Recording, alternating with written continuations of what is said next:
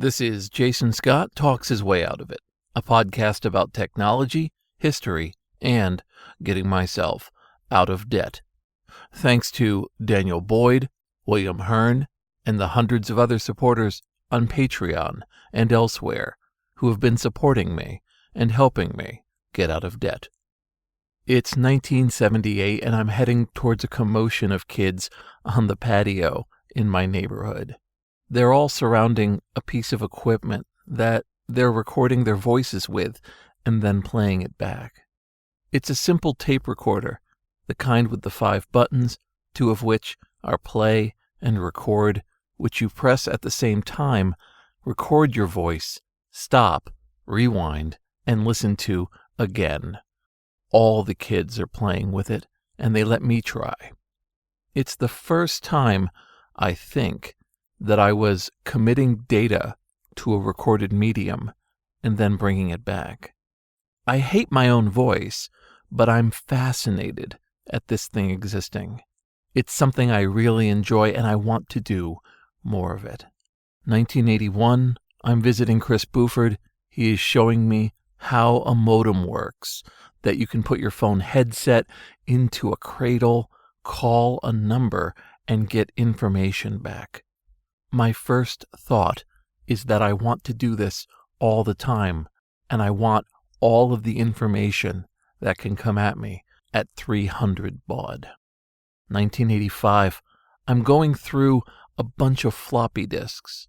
I have figured out that you can call all over the country to bulletin board systems, download information from them, and store it on floppy disks as much as you can afford, as much as you want to, and getting an infinite number of floppy disks. I can't imagine going any faster than this. I am building up dozens of them with all sorts of shareware and text files, and I don't ever want it to end.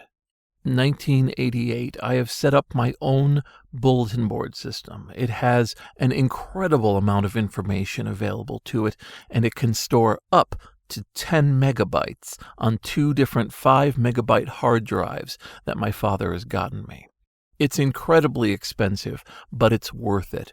People can call in from all over the country, leave messages, and send me text files. I think I'm going to become the king of some sort of media empire from these text files. I don't ever want it to end. It's what I want to do forever. 1988 and 1989, I have an Amiga. I am going out of my way to get my hands on discs that are running demos and music and graphics. I am connecting with my Amiga to several internet dial-ins that MIT makes available for the express purpose of finding FTP sites. I am gathering up hundreds of floppy disks with untold megabytes among them. I don't ever want it to end. I acknowledge that I have downloaded more in a single night with my Amiga than I ever gathered in the years that I was connecting to bulletin boards. But I figure this is the top of the heap. It's not going to get any faster than this. This is a joy. I don't ever want it to end. 1993, I'm working at MIT as a temp worker. I'm working in the physics department, and during lunchtime, I'm able to go down to the SIPB lab in the student center, and I'm able to use their X terminals to download a program called Mosaic, which is going to connect to something which eventually is called the World Wide Web, and a bunch of disparate activities that used to be one-off efforts, one after another, are all happening at the same time. It's laying out pages for me, pulling down all of these graphics I used to download one by one and presenting them almost like a printed page. Pages from not only the country, but all over the world, constantly going from one place to another because everything has become graphical. Watching as aspects of the zine culture I had loved in my teens and the wonder of hackerdom are combining and creating these wonderful little sites that I would have never dreamed would be so quickly accessible to me here in this student lab in Boston at 23. I love it. and I want to do it forever. 1996, working nights at Focus Studio, there's a dial-in to an internet connection, and I realize, using a program, that I'm able to connect to Usenet binary groups and download all sorts of files simultaneously. On Usenet, in the binary groups, they have to post everything broken into infinite number of parts. You might get a 100 megabyte file, but it's going to be dozens and dozens of messages, and you would normally have to assemble them all by your own. But this program is putting it all together for me and graphically showing all of these different files, downloading as fast as they can through this one singular connection that we have at the game studio. The entire floor is dark except for my cubicle, downloading file after file after file. There's nothing for me at home.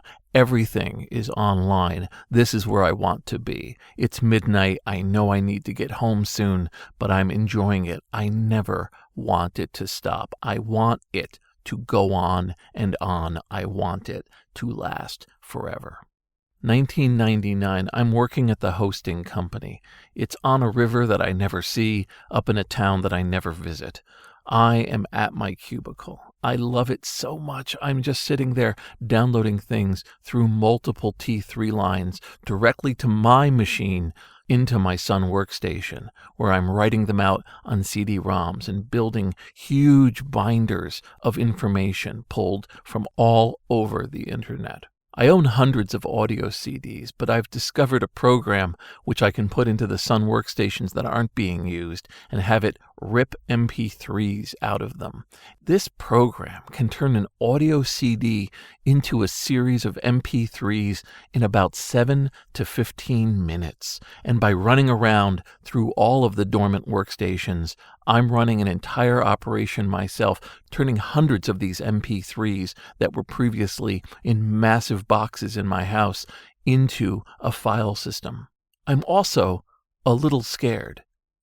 Arcade ROM sites, which were prominent throughout the 1990s and being used by people who had arcade machines, are disappearing left and right because emulators have come on the scene, and all of those ROM sites are getting shut down, destroyed, lost, and I'm worried we're never going to see any of those ROMs again. I start assembling these ROMs into directories, into archives, and sharing them with a small group of friends, just to be sure that when the inevitable ROM-pocalypse comes and we can't get arcade ROMs anymore, someone will have them safe.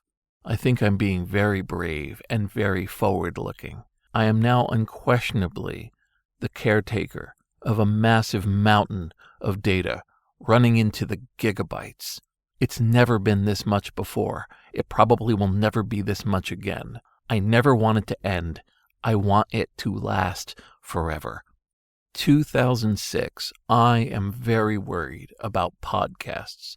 I have a number of machines on a 20 megabit Fios connection in the basement of my home.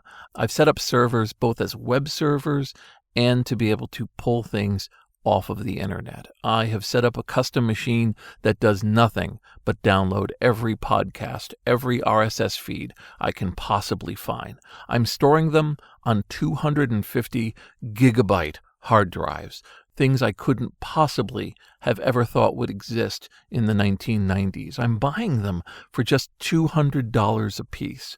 I have to swap these discs out. I don't know where this is going to go.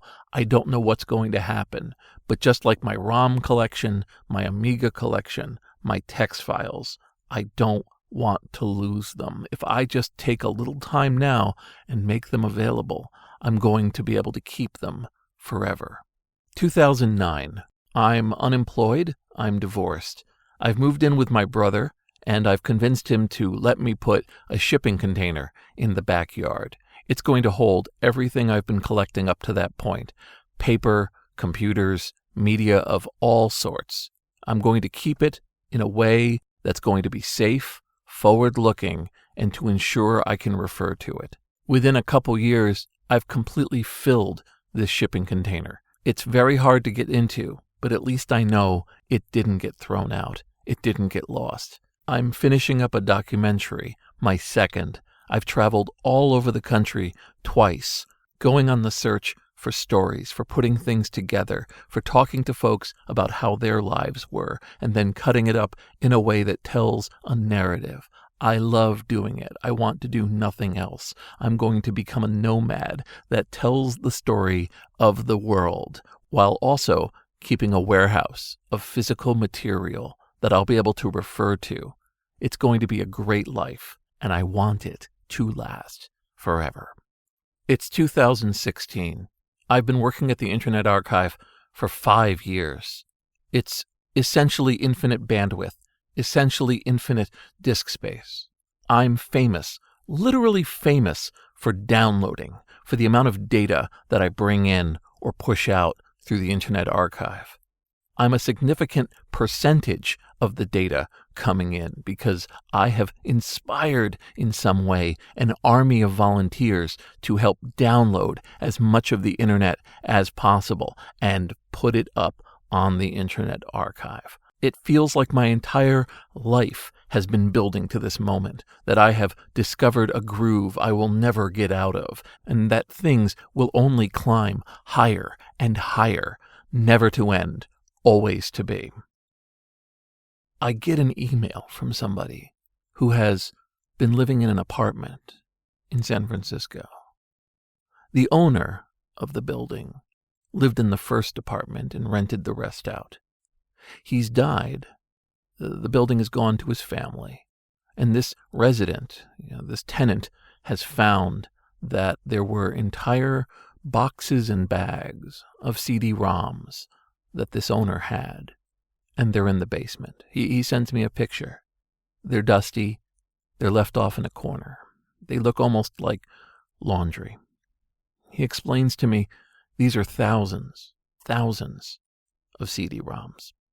He tells me that for the last 5 or 6 years of the owner's life, he would sit in his apartment burning CD-ROMs of material. He had a whole bunch of machines, a whole bunch of CD-ROM drives, and he had been just aggregating data, putting it onto these CD-ROMs, and then stacking them away. When he died, they just took all of these bags and threw them in the basement. The tenant was worried they were all going to be thrown out, and here he was reaching out to me, the famous downloader, to ask me if I would take them. My answer, of course, was yes. I always say yes when it comes to data, and he brought over bags and bags of them when I was in San Francisco again. I set up a machine with 3 CD-ROMs connected to it, and I began the process of transferring these thousands of CD-ROMs into hard drives. The CD-ROMs contain hundreds upon hundreds of pirated movies, TV shows, DVDs, audio CDs, MP3s. It's essentially a dump of what has gone through Usenet and FTP and torrent sites over the last 6 years. On each CD-ROM's paper sleeve, the owner had written meticulous printed information about the codec used to encode the file, what the name of the file was, and other metadata.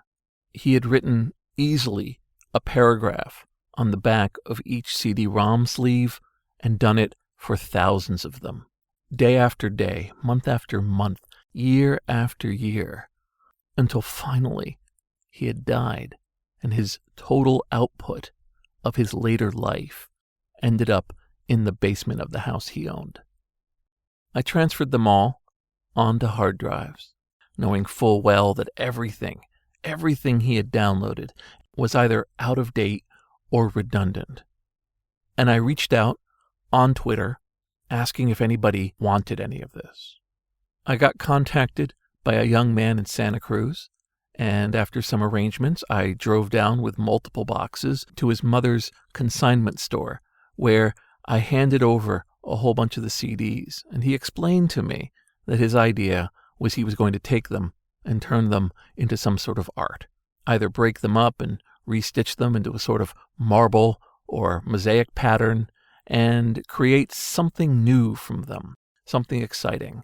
He and his mom and I talked for a while, standing over these boxes of dull gray discs, this incredible amount of effort that was going to become, in some way, a simple piece of art. And I wondered how many human interactions, this conversation that I was having, had this person missed, sitting there over all these machines, endlessly burning 640 by 480 XVID versions of major motion pictures. 2017. I have had a heart attack. Luck kept me out of the ground. I've taken my shipping container and emptied it. I've gotten rid of nearly everything that I've owned, transferred it to institutions, given it to warehouses, or thrown it away. The room that I was sleeping in, where it would get so cold in the winter I'd have to go to bed with a heater blowing directly on me, has been replaced by a healthy apartment that keeps me from coughing at night and allows me to walk around. I'm now taking long walks. I'm still downloading as much as I ever have before, but it's one of the things I do. It's not the only thing I do. I want to be known for other things. I want folks to have memories of me that weren't piles of file lists. I have days, entire days, where I'm never online. I still have more data than I've ever had in my entire life, but I'm living a different kind of life, and it's a life that I love, and I never want it to end. I want it to last forever. This is Jason Scott Talks His Way Out of It. Thanks to James Bekoyanu, Forrest Fuqua, Scott McCready, and Mark Pilgrim, as well as the hundreds of other supporters on Patreon and elsewhere who have been supporting me and helping me get out of debt.